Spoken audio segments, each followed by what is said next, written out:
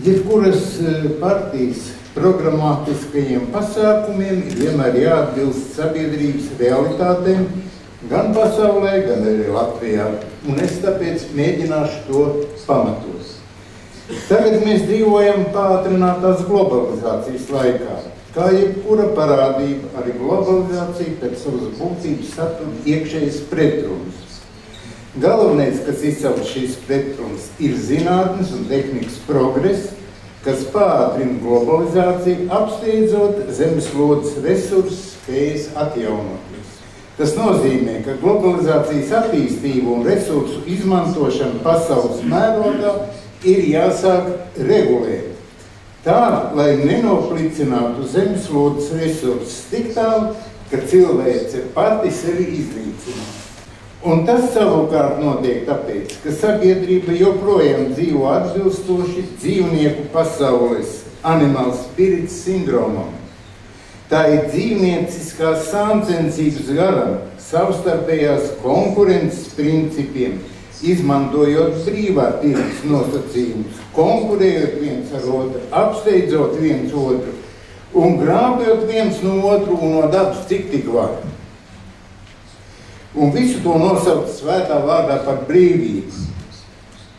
Pasaules globālās un Latvijas dziļās krīzes cēloņi vispirms meklējami dominējošā ekonomiskās sistēmas neatbilstībā objektīvajiem globalizācijas procesiem. Tad gribam mēs to vai ne, mums jāsāk ierobežot, regulēt ne tikai dabas doto resursu patēriņu, bet jāizslēdz no savas rīcības alkatības motivācija. Nevelti visiem pazīstamais Gandijs savā laikā teica, pasaule ir pietiekoši liela, lai apmierinātu visu cilvēku vajadzības, bet pārāk maza, lai apmierinātu cilvēcisko alkatību.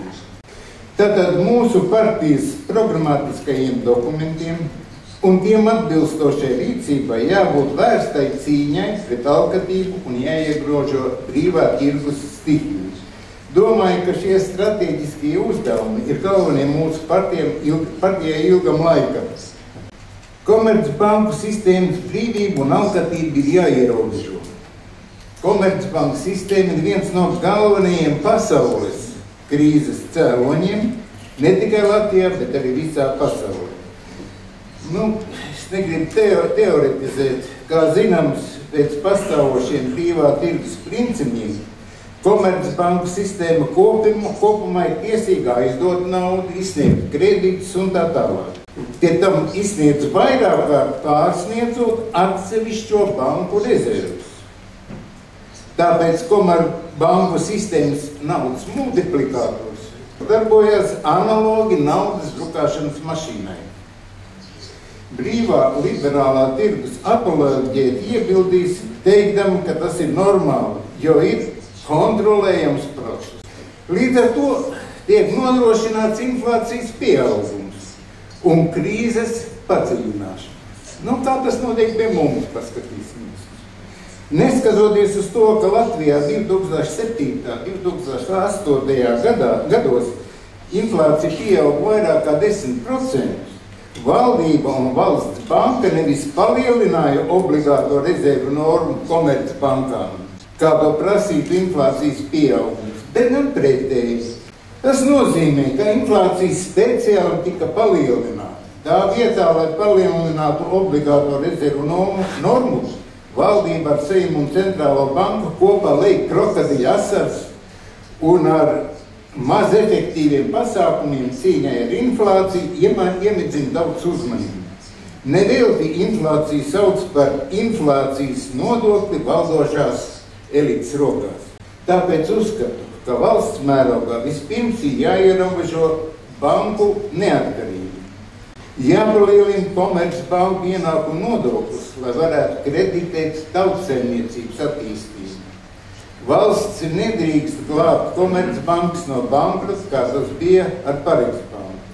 Jāsamazina komercbanku skaitu mūsu valstīs. Bet, lai glābtu Latvijas valstisko patstāvību, nepieciešams maksimāli strauji attīstīt vietējo ražošanu un steidzīgi radīt jaunas darbvietas, neskatoties uz Eiropas Savienības ieteikumiem balstīties pamatā uz ārējām investīcijām, ko mēs esam ļoti labi apgūvuši. Tagad skriet uz visām pasaules malām, ar izstiept roku un dodiet mums investēt, glābiet nabagu Latviju. Paši mēs varam kooperēt valsts un Rīgas komerc, banku un privātu uzņēmēju līdzekļus jaunas ražošanas attīstībai. Un sakooperējot paši savu naudu, mums nebūtu jāskiet kā nabagiem pa pasauli. Un tam nolūkam vajadzētu nobremzēt privatizācijas procesu, ne tik veiklu to pārpalikušo, ieskaitot arī Rīgas brīvostas daļa, kas vēl ir. Paralēli privātajiem uzņēmumiem izveidot pašvaldības uzņēmumu tīklus. Veidot vietējās rūpniecības uzņēmumus, bāzētas uz jaunām tehnoloģijām, kuru produkciju vajadzētu vispirms realizēt mūsu vietējā tirgu. Un tādā veidā, kamēr nav iztirgoti vietēji ražojumi, aizsargāt savu tirgu no svežzemju alkatības uz Rīgas un Latvijas iedzīvotāju rēķina. Āgri vai vēlu šie pasākumi, par kuriem mēs runājam, būs jārealizē. Un jo ātrāk mēs to sāksim, jo vairāk mēs paglāsim Latviju kā valsti.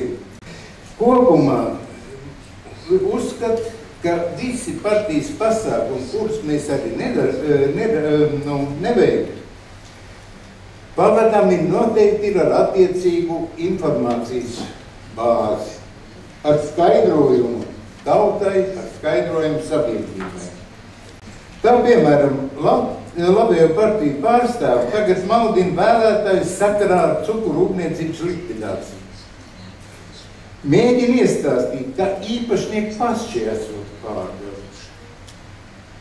Nevis Eiropas Savienība to organizē. Izrādās, ka atrodas naidie, kas tomēr tam tic.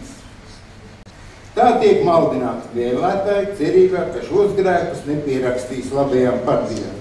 Domājams, ka šodienas vēlētājs būs jau pamodies no letarģiskā naudas, propagandas un agitācijas miegas un sapratīs, par ko ir jābalso. Tikai visiem mums kopā ir jāskaidro un vēlreiz jāskaidro, kur sabiedrībai tiek makaroni tādi kārtas, kā līdzīga cukurfabrikām uz ausīm. Nu, tad aicinājums visiem uz priekšu pie urnām. Paldies! Paldies!